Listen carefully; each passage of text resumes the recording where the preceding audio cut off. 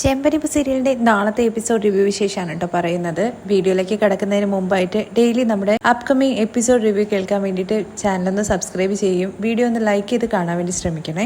രവി പറഞ്ഞിട്ടും സച്ചിയും ശ്രീകാന്തും അതുപോലെ സുധിയും കുടിച്ചു വന്നതുകൊണ്ട് തന്നെ നിങ്ങൾ ഇന്ന് പുറത്ത് കിടന്നാൽ മതി എന്നുള്ള സ്ട്രിക്റ്റ് വാർണിംഗ് കൊടുക്കുകയാണ് കേട്ടോ നമ്മുടെ രവി ചെയ്യുന്നത്. എന്നാൽ സുധിക്കും അതുപോലെ തന്നെ ശ്രീകാന്തിനും പുറത്ത് കിടന്നു കഴിഞ്ഞാൽ തണുപ്പടിക്കും. അവർക്ക് അങ്ങനെ കിടന്ന് ശീലമില്ലാത്തതല്ലേ, ഇവൻ ഒറ്റൊരുത്തനാണ് അവരെ കുടിപ്പിച്ചത്, അതുകൊണ്ട് ഇവൻ പുറത്ത് കിടക്കട്ടെ എന്ന് പറയാൻ കേട്ടോ സച്ചിയെ നോക്കിക്കൊണ്ട് ചന്ദ്രൻ. ഇത് കേട്ട സച്ചിയാണെന്നുണ്ടെങ്കിൽ ഞാൻ സ്ട്രെയിറ്റ് ആയിട്ടാണല്ലോ നിൽക്കുന്നത്, അല്ലെങ്കിലും ഇതൊക്കെ നിനക്ക് നല്ല ശീലമുള്ളതാണല്ലോ, നീ ഇവരെയും കൂടി വഷളാക്കുന്നൊക്കെ പറയാണേ. അത് നിങ്ങൾ കണ്ടായിരുന്നോ എന്ന് സച്ചി ചോദിക്കുന്നുണ്ട്. ഇവർ രണ്ടുപേരും കാരണമാണ് ഞാൻ കുടിച്ചത്. തുടർന്ന് സുധിയും അതുപോലെ ശ്രീകാന്തും കൂടി ചേർന്നിട്ട് സോറി അച്ഛ എന്നൊക്കെ പറഞ്ഞിട്ട് അച്ഛനെ സോപ്പിടാൻ വേണ്ടി ചെല്ലുന്നുണ്ട്. മാറി നിൽക്കടാ, നിങ്ങളടുത്തല്ലേ പുറത്ത് നിൽക്കാൻ വേണ്ടി പറഞ്ഞത്, ഇങ്ങനെ ഞാൻ വിട്ടു കഴിഞ്ഞ് കഴിഞ്ഞാലുണ്ടല്ലോ നിങ്ങളിത് ഒരു ശീലാക്കി തീർക്കും. എന്തായാലും ഇന്ന് നിങ്ങൾ പുറത്ത് തന്നെ കിടന്നാൽ മതി. ഇത് കേൾക്കുമ്പോഴേക്കും അച്ഛ എന്ന് പറഞ്ഞ ഒറ്റ വിളിയാണ് കേട്ടോ സുധി.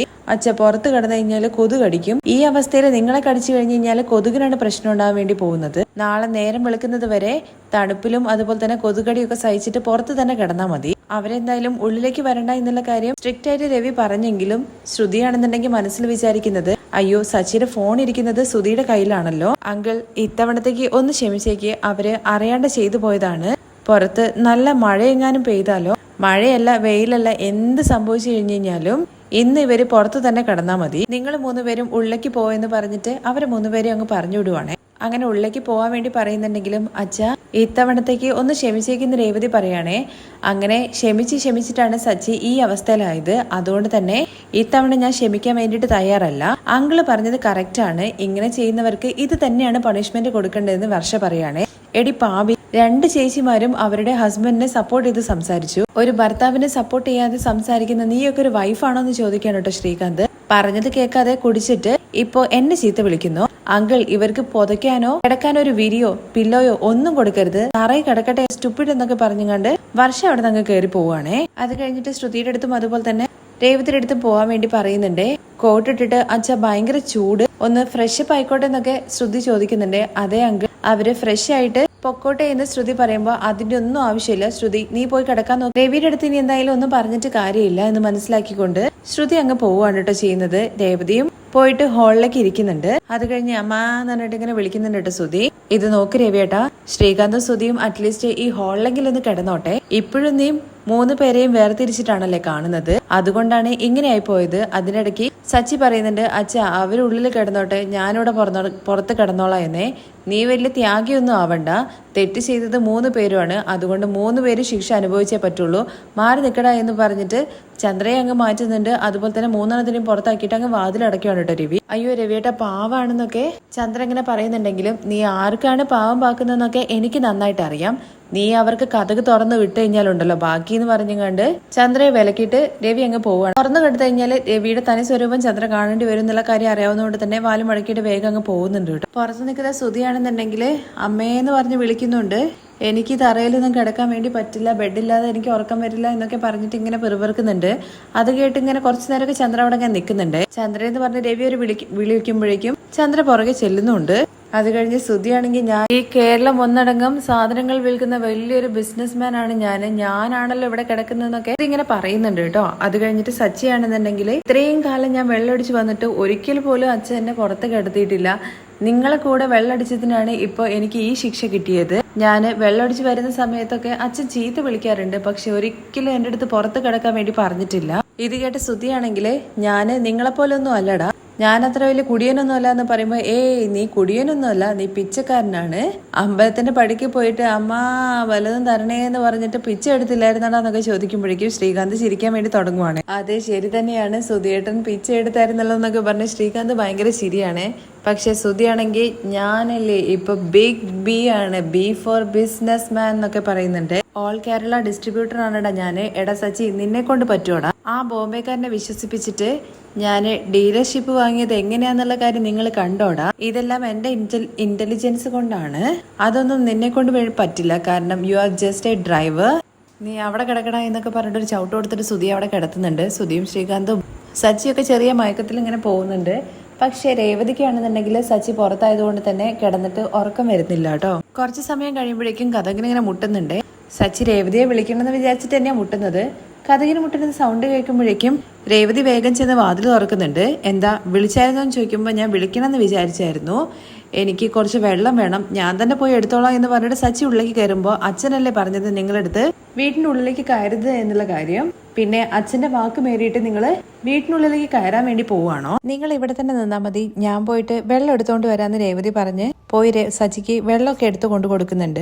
അത് കഴിഞ്ഞ് സച്ചിയാണെന്നുണ്ടെങ്കിൽ എനിക്ക് ഈ ഡ്രസ്സൊക്കെ ഒന്ന് മാറ്റണം, എന്നാലേ ഉറങ്ങാൻ വേണ്ടി പറ്റുള്ളൂ. നിങ്ങളുടെ ഏട്ടനും ശ്രീകാന്തൊക്കെ അതിട്ട് തന്നെയല്ലേ കിടക്കുന്നത്, അതുകൊണ്ട് നിങ്ങളും അതിട്ട് തന്നെ കിടന്നുറങ്ങിയാൽ മതി. രേവതി ഇതിട്ട് ഉറങ്ങിക്കഴിഞ്ഞു കഴിഞ്ഞാല് എനിക്ക് ഉറക്കം വരുന്നില്ല എന്ന് പറയാണേ. സാധാരണ നിങ്ങൾ മദ്യപിച്ചു കഴിഞ്ഞു കഴിഞ്ഞാല് വേഗം കിടന്നുറങ്ങുന്നതാണല്ലോ, എന്നിട്ട് ഇപ്പൊ നിങ്ങൾക്ക് ഉറക്കം വരുന്നില്ലേ? അത് സാധാരണ മദ്യം കഴിച്ചു കഴിഞ്ഞാല് സാധാരണ മദ്യം ക്വാർട്ടർ അടിക്കുമ്പോഴേക്ക് തന്നെ എനിക്ക് നന്നായിട്ട് ഉറങ്ങാൻ വേണ്ടി പറ്റും. എന്നാ ഇതൊക്കെ ഫോറിൻ ബ്രാൻഡ്സ് ആയതുകൊണ്ട് തന്നെ ഒരു കുപ്പി ഫുൾ അടിച്ചിട്ടും എനിക്കൊരു ക്വാർട്ടർ അടിച്ച ഫീലിംഗ് പോലും തോന്നുന്നില്ല. എന്തിനാണാവോ ആൾക്കാർ ഇത്രയും പൈസയൊക്കെ കൊടുത്തിട്ട് ഇങ്ങനത്തെ സാധനങ്ങളൊക്കെ മേടിച്ച് കുടിക്കുന്നത്? രേവതിക്കാണെന്നുണ്ടെങ്കിൽ ഇതിന്റെ കഥയൊന്നും പറയുന്നത് അത്ര വലിയ ഇഷ്ടപ്പെടാത്തതുകൊണ്ട് തന്നെ രേവതി അങ്ങ് പോകാൻ വേണ്ടി നിൽക്കുവാണ്. പക്ഷെ രേവതിയുടെ കൈ പിടിച്ചിട്ട് സച്ചി അങ്ങ് നിർത്തുന്നുണ്ട്. രേവതി എനിക്ക് ഉറക്കം വരുന്നില്ല, നീ കുറച്ചു നേരം എന്റെ കൂടെ ഇരുന്ന് സംസാരിക്കുമെന്ന് ചോദിക്കുന്നുണ്ടേ. അപ്പൊ നിങ്ങൾ ഉള്ളിലേക്ക് വരാൻ വേണ്ടി പോവാണോ? ഇല്ല, എന്റെ അച്ഛൻ വരച്ച വര ഞാൻ അപ്പുറത്തേക്ക് കടക്കില്ല. ആഹാ, അതൊക്കെ ഞാൻ ഹോട്ടലിൽ വെച്ച് കണ്ടല്ലോ. രേവതി, നീ ഈ വാതിൽ താണ്ടിയിട്ട് ഇപ്പുറത്തേക്കും കിടക്കരുത്, ഞാൻ ഇവിടുന്ന് അങ്ങോട്ടേക്കും കിടക്കില്ല. പക്ഷേ നമുക്ക് രണ്ടുപേർക്കും സംസാരിച്ചു കൊണ്ടേയിരിക്കാം.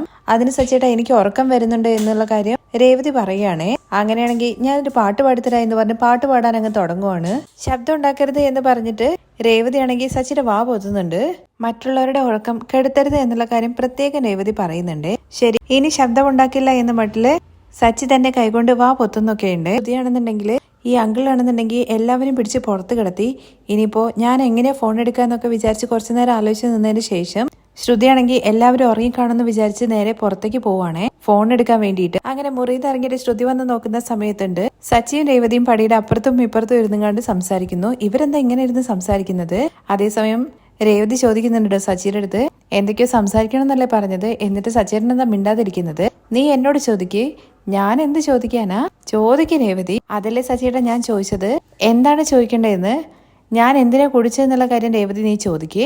അല്ലെങ്കിലും കുടിക്കുന്ന ആൾക്കാർക്കുണ്ടല്ലോ, കാശുണ്ടെങ്കിലും ഇല്ലെങ്കിലും അവരെടുത്ത് കുടിക്കാനുള്ള കാരണം ഉണ്ടാകും. അത് ശരി തന്നെയാണ്, കാരണത്തോടെ കുടിക്കുന്നവന് ഒരു അളവുണ്ടാകും, എന്നാൽ കാരണമില്ലാതെ കുടിക്കുന്നവനാണ് ഒരളവും ഇല്ലാതെ കുടിച്ചുകൊണ്ടേയിരിക്കുക. അങ്ങനെയാണെങ്കിൽ സച്ചേട്ടൻ കുടിച്ചതിന്റെ കാരണം എന്താന്ന് പറ. രേവതി, നിന്നെ കുറിച്ച് ഓർക്കുന്ന സമയത്ത് എനിക്ക് ഒരുപാട് സന്തോഷം തോന്നുന്നുണ്ട്. ഇവർ രണ്ടുപേരും ഇങ്ങനെ സംസാരിച്ച് നിൽക്കുന്നത് ശ്രുതി അവിടെ നിന്ന് കാണുന്നുണ്ടല്ലോ. അതുകൊണ്ട് തന്നെ ശ്രുതിക്ക് ഭയങ്കരമായിട്ട് ദേഷ്യം പിടിച്ചിട്ട് അവിടെ നിന്ന് അങ്ങ് പോവുകയാണ്. കാരണം ശ്രുതി വിചാരിച്ചത് എല്ലാവരും ഇറങ്ങിക്കഴിഞ്ഞു കഴിഞ്ഞാല് ഡോർ തുറന്നിട്ട് നേരെ ശ്രുതിയുടെ പോക്കറ്റിൽ നിന്നും ഫോൺ എടുത്തോണ്ട് പോവാ എന്നാണ്. എന്നാൽ ആ പദ്ധതി നടന്നില്ലല്ലോ. അതിന്റെ വല്ലാത്തൊരു വിഷമം ഉണ്ട് കേട്ടോ ശ്രുതിക്ക്. രേവതി, ആ കിടക്കുന്നവനെ കണ്ടോ? ഇവൻ എന്റെ കൂടംപറപ്പായിട്ട് ജനിച്ചു പോയി, അതുകൊണ്ട് മാത്രമാണ് ഞാൻ ഒരു ഉപകാരം ചെയ്തു കൊടുത്തത്. എന്തായാലും നാളെ മുതൽ അവന്റെ തലയിലെടുത്ത് മാറുവാണ്. അവൻ വലിയൊരു ബിസിനസ്മാൻ ആകാൻ വേണ്ടി പോവാണ്. ആ ബോംബെക്കാരൻ കാരണം അത് എനിക്ക് സന്തോഷമുള്ള കാര്യം തന്നെയാണ്. നമ്മുടെ കുടുംബത്തിലെ ആദ്യത്തെ ബിസിനസ്മാൻ ഇവൻ ഓടിപ്പോയി. ആ പൗഡർ എടുത്തിയാണെന്നുണ്ടെങ്കിൽ നിനക്ക് ഒരു വിലയും തരുന്നില്ല, എന്നിട്ടും ഇവരുടെ നല്ലതിന് വേണ്ടിയിട്ട് നീ വന്നില്ലേ? ആ നിനക്കുണ്ടല്ലോ ശരിക്കും ഗോൾഡ് മെഡൽ തരണം. നീ എനിക്ക് കിട്ടിയ ഭാഗ്യമാണ് രേവതി എന്നൊക്കെ പറഞ്ഞിട്ട് കയ്യിൽ ഉമ്മയൊക്കെ കൊടുക്കുന്നുണ്ട്. ഈ സന്തോഷത്തിലാണ് രേവതി ഞാന് കുടിച്ചെന്നുള്ള കാര്യം സച്ചി പറയുന്നുണ്ട്. എന്തായാലും സച്ചേട്ടാ, എനിക്കും ഇതുപോലൊരു ഭർത്താവിനെ കിട്ടിയല്ലോ എന്നുള്ള സന്തോഷം ഉണ്ട്. അങ്ങനെയാണെങ്കിൽ രേവതി, നീ അവിടുന്ന് പറയുമായിരുന്നെങ്കിൽ 2 ഗ്ലാസ് നിനക്ക് ഞാൻ ഒഴിച്ചു തരില്ലായിരുന്നു എന്ന് സച്ചി. എന്താ നിങ്ങൾ പറഞ്ഞെന്നുള്ള കാര്യം ചോദിച്ചുകൊണ്ട് രേവതി ഇങ്ങനെ അടിക്കുന്നുണ്ടേ സച്ചിയെ. എന്താ നിങ്ങൾ പറഞ്ഞത്? എനിക്കും 2 ഗ്ലാസ് ഒഴിച്ചു തരാന്നല്ലേ? അപ്പോ ആ വിഷം നിങ്ങൾ എന്നെ കൊണ്ടും കുടിപ്പിക്കാൻ വേണ്ടി പോവാണല്ലോ എന്നൊക്കെ ചോദിച്ചിട്ട് രേവതി അടിക്കുന്നുണ്ടെങ്കിലും സച്ചി ആ അടിയൊക്കെ ഭയങ്കര സന്തോഷത്തോട് കൂടിയിട്ടാണ് കേട്ടോ കൊള്ളുന്നത്. എന്നതിന് ശേഷം രേവതിയുടെ കൈകൾ ഇങ്ങനെ പിടിക്കുവാണ്. അപ്പോഴും സച്ചി ഭയങ്കര ചിരിയാണേ. നാണം കൊണ്ട് രേവതിയുടെ കൈ വെച്ചിട്ട് സച്ചിയുടെ മുഖം തന്നെ മറക്കുന്നൊക്കെ ഉണ്ട്. രേവതി, നിന്നെ കാണാൻ വേണ്ടിയിട്ട് നല്ല ഭംഗിയുണ്ട്. നിന്റെ മുമ്പിൽ ആ പൗഡർ എടുത്തിയും അതുപോലെ വർഷയും ഒന്നുമല്ല. നിന്റെ ഭംഗിയുടെ മുമ്പിൽ അവര് 7 അയലത്ത് പോലും എത്തില്ല. അങ്ങനെ രണ്ടുപേരും കൂടി സംസാരിക്കുന്ന സൗണ്ട് കേട്ടിട്ട് ശ്രീകാന്ത് പറയുന്നുണ്ട് കേട്ടോ, മിണ്ടാതെ കിടന്നുറങ്ങ് സച്ചേട്ടാ, ഒച്ച ഉണ്ടാക്കല്ലേ എന്നൊക്കെ പറഞ്ഞിട്ട് ഉറക്കത്തിൽ ഇങ്ങനെ പിച്ചുമയും പറയുന്ന പോലെ ഓരോന്ന് പറയുന്നുണ്ട്. ഇതെന്താ സച്ചേട്ടാ ഇവർ രണ്ടുപേരും ഇങ്ങനെയായി പോയത്? അതൊക്കെ രാവിലെ ആകുമ്പോഴത്തേക്ക് രേവതി ശരിയായിക്കോളും. അല്ല സച്ചേട്ടാ, ശരിക്കും ഞാനൊരു കാര്യം ചോദിച്ചോട്ടെ, അത്രയ്ക്ക് ഭംഗിയുണ്ടായിരുന്നു എന്നെ കാണാൻ വേണ്ടിയിട്ട്? ഉണ്ടായിരുന്നു എന്നല്ല, ഇപ്പോഴും ഉണ്ട്. നിനക്ക് ശരിക്കും ഞാന് ദൃഷ്ടിശുദ്ധി ചെയ്യണമെന്നുള്ള കാര്യം വിചാരിച്ചതാണ്. ആണോ? സച്ചേട്ടനും നല്ല ഭംഗിയുണ്ടായിരുന്നു കേട്ടോ കാണാൻ വേണ്ടിയിട്ട്. അതിനിടയ്ക്ക് നമ്മുടെ ശ്രുതിയാണെങ്കിൽ ഒന്നുകൂടി വന്ന് നോക്കുന്നുണ്ട് ഇവര് ഉറങ്ങിയോ എന്നുള്ള കാര്യം. അപ്പോഴും അവർ വർത്തമാനം പറഞ്ഞുകൊണ്ടിരിക്കുവാണല്ലോ. അവരുടെ സംസാരം ഇങ്ങനെ നീണ്ടുപോകാന്നുള്ള കാര്യം മനസ്സിലാക്കിയിട്ട് ശ്രുതി അവിടുന്ന് ദേഷ്യം പിടിച്ച് പോകുന്നുണ്ട്. തുടർന്ന് രേവതി പറയുന്നത്, സച്ചേട്ടനെ ഇതിനു മുമ്പ് ഞാൻ കോട്ടും സൂട്ടിലും കണ്ടിട്ടേ ഇല്ല. സച്ചേട്ടനെ ഈ കോട്ടും സൂട്ടോടെ കാണാൻ വേണ്ടിയിട്ട് നല്ല ഹീറോ പോലെ ഉണ്ടായിരുന്നു. ഇവരിങ്ങനെ സംസാരിച്ചുകൊണ്ടേ ഇരിക്കുന്നുണ്ട്. ശ്രുതിയാണെങ്കിൽ ഇടയ്ക്ക് വന്ന് നോക്കുവാണേ. ഇപ്പോൾ അവർ ഉറങ്ങുന്ന മട്ടൊന്നുമില്ല, ശ്രുതി ഉറങ്ങിപ്പോകും എന്നുള്ളൊരു അവസ്ഥയാവുന്നുണ്ട്. വീണ്ടും നമ്മുടെ സച്ചിയെ രേവതിയാണ് കേട്ടോ കാണിക്കുന്നത്. സച്ചി ചോദിക്കുന്നുണ്ട്, ഫംഗ്ഷനിൽ നീ ഒരു കാര്യം ശ്രദ്ധിച്ചിട്ടുണ്ടായിരുന്നു? നമ്മുടെ പൗഡർ അടുത്തിയുടെ ഫ്രണ്ട് ഇല്ലേ, ആ മീര, അവള് നമ്മളെ തന്നെ ശ്രദ്ധിക്കായിരുന്നു. അതെങ്ങനെ സച്ചേട്ടന് മനസ്സിലായത്? നമ്മളെ ഒരാൾ ശ്രദ്ധിക്കുമ്പോൾ നമുക്കത് മനസ്സിലാവില്ലേ? നിങ്ങൾക്ക് അങ്ങനെയൊക്കെ തോന്നും. ഞാൻ എണീറ്റിട്ട് പോവാന്ന് പറയാണ്. എനിക്ക് ഉറക്കം വരുന്നുണ്ടെന്ന് പറഞ്ഞിട്ട് രേവതി എഴുന്നേക്കുമ്പോഴേക്കും പിടിച്ചു നിർത്തുവാണ്. രേവതി, നീ എന്റെ കൂടെ ഇരുന്നിട്ട് 5 മണിക്കൂർ സംസാരിച്ചാലും എനിക്ക് 5 നിമിഷം പോലെയാണ് തോന്നുന്നത്. എന്നാ നീ എന്റെ കൂടെ ഒരു 5 മിനിറ്റ് ഇല്ല എന്നുണ്ടെങ്കിലുണ്ടല്ലോ, ആ സമയം എനിക്ക് 5 മണിക്കൂർ പോലെയൊക്കെയാ തോന്നുക. എനിക്ക് ഉറക്കം വരുന്നില്ല രേവതി, നീ കുറച്ചുകൂടി സംസാരിക്കും. അങ്ങനെ വീണ്ടും അവരിരുന്ന് കുറേ നേരം സംസാരിക്കുവാണ്. ശ്രുതിയാണെങ്കിൽ ഇവർ ഉറങ്ങാൻ വേണ്ടിയിട്ട് വെയിറ്റ് ചെയ്ത് ഇങ്ങനെ നിൽക്കുന്നുണ്ട്. അതിനിടയ്ക്ക് മീര വിളിക്കുന്നുണ്ട് കേട്ടോ. മീര വിളിച്ച ഉടനെ തന്നെ ശ്രുതി ഫോൺ എടുത്തോന്ന് ചോദിക്കുകയാണെ. ഫോൺ എടുക്കാതെ എങ്ങനെയാണ് നിന്റെ അടുത്ത് സംസാരിക്കുന്നത്? അല്ല ശ്രുതി, നീയും പാർട്ടിയിൽ 2 വീശിയിട്ടുണ്ടായിരുന്നോന്ന് ചോദിക്കുന്നുണ്ട്. ഞാനേ സച്ചിയുടെ